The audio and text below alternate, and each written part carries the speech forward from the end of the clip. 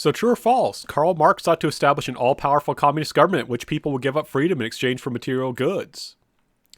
That is false. That's basically what ended up happening in places like the Soviet Union, but that's not what Marx wanted. Marx thought basically once communism was instituted, there wouldn't be any more conflict, and therefore there would be no need for government. So he thought we would actually become perfectly free. That's why communism was so attractive. It promised to make people get everything that they needed, everything they wanted, and they would be free to enjoy it. So what could be better? Oops, and I did not. There we go. Otto von Bismarck united Germany through successful military campaigns. That is true.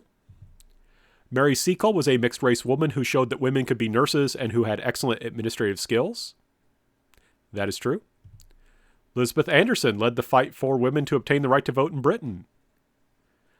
That is false. While she was a suffragette, she did support women's right to vote. Her main claim to fame was becoming a woman doctor and establishing basically a little hospital to help poor people, thereby helping win people's approval to support women becoming doctors, right? If you have a woman who's a doctor giving away medicine for free, treating people for free or for low price, that wins people's support because they're like, yeah, women doctors, that's great. That's good for society. Let's do it.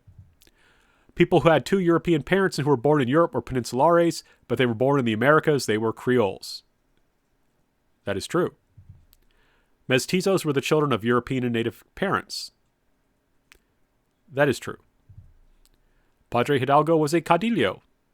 That is false. Padre Hidalgo was a mestizo priest who was a Mexican revolutionary. A caudillo is a dictator. It literally means leader. Simon Bolivar supported national independence, but did not believe democracy as found in the United States would work in Latin America. That is true. He did lead many countries to national independence, but he did not think a federal system would work in Latin America. He thought there needed to be a more unified government. Thomas Edison developed the process of vulcanization. That is false. Thomas Edison developed a lot of things, but especially the light bulb. That's what we focused on. It was Charles Goodyear who developed the process of vulcanization, the treatment of rubber to make sure it lasts longer and can be used under high heat. Charles Goodyear developed the process of vulcanization. That is true. Henry Ford developed new ways to quickly assemble cars. That is true. Marconi invented the telegraph, making possible united popular culture. That is false. It was the invention of the radio that made possible a united popular culture. True or false? Louis Pasteur discovered the germ theory of disease. That is true. He was trying to understand how fermentation worked, and in the process figured out germs exist, and then applied that knowledge to help develop vaccines. Lilo Kalani was the queen of Hawaii before she was overthrown by British sugar planters. That is false. She was overthrown by American sugar planters. Jose Rizal was a Filipino revolutionary who fought for independence against Spain. That is false. He was indeed a Filipino, but he was quite happy with autonomy for the Philippines. He didn't necessarily want independence if Spain would rule them in accordance with enlightened ideas of governance. The way he called for this was by writing novels in Spanish. And in these novels, he warned that continued Spanish oppression and a refusal to reform would lead to a revolution, though he presented that as a bad thing. The Spanish reacted by shooting him, which did lead to a revolution. Charles Darwin taught the theory of evolution. That is true. Francis Galton was an adherent of social Darwinism and developed the idea of eugenics. That is true. Albert Einstein showed how Newton's physics explained how the universe works. That is true. Sigmund Freud argued that human beings are guided primarily by reason. That is false. Sigmund Freud argued that human beings are guided primarily by irrational instincts.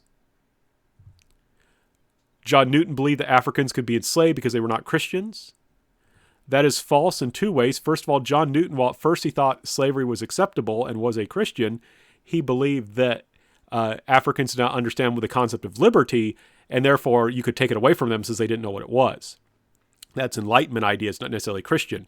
Later on, he converted to Christianity, years after he converted to Christianity, he did finally come to believe that enslaving Africans was wrong, and became an important abolitionist who deeply regretted he had ever supported the idea that you could enslave people. Lotto Equiano challenged ideas that Africans did not know what freedom was. That is true. He was a former slave who then became very educated and in very eloquent English said, yes, we Africans do know what freedom is. Please don't take it away from us. David Livingstone was a Christian missionary in Africa who had an ambiguous view of Africans. That is correct. He did indeed have an ambiguous view of Africans. Sorry, this drives me nuts. He thought African people were worth saving. He thought African people were worth saving, that they were human beings and that you should not enslave them. He worked tirelessly to end slavery in Africa, but at the same time, he saw Africans as in important ways being culturally inferior or religiously inferior to people from Europe. Cecil Rhodes used social Darwinist ideas to justify seizing the land of Africans and industrial technology, such as Maxim machine guns, to do so successfully. That is true. Shaka Zulu built a powerful state in southern Africa. That is true. The French defeated the Zulus at the Battle of Isandlwana because of their advanced technology. That is false. The Zulus, despite lacking advanced technology, defeated the British at Isandlwana using traditional tactics that worked quite well. The Ethiopians defeated the Italians at the Battle of Adwa. That is true. Menelik II led Ethiopia to victory at the Battle of Adwa, preserving his country's independence. That is true. Blaise Diagne led an anti-French rebellion. That is false. Remember, he was an African from Senegal, a French colony, who believed that French civilization could make Africa better. He, in fact, served in the French National Assembly, so he was supportive of France in its so-called civilizing mission in Africa. Leopold of Belgium pioneered the humane harvesting of rubber in his colony in Africa.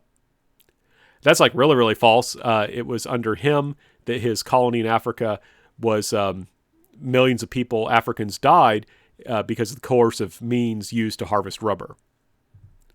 Alice Harris revealed the brutal treatment of Africans in King Leopold's colony through the picture she took. That is true. Robert Clive was a British merchant who opposed the East India Company acting as the government in India. That is false. He was a British merchant in the East India Company who became a successful general who conquered territory, basically, and then thought that the East India Company should act like government and tax that territory, and that would help make things go better for them, make them more money, and so forth. And that ends this part.